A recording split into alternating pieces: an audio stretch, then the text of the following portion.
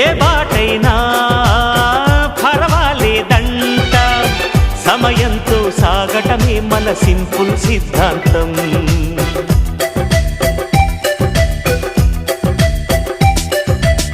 చిరుగాలికి పరిమళమిచ్చే సిరిమల్లెల వనమై ఉందాం, గగనాన్ని నేలను కలిపే హరివిల్లుల బంతెన అవుదాం. ఆనందం అంటే అర్థం మనమందా, ప్రతి పూట పాతై సాగే హుషారు సరిగమలో.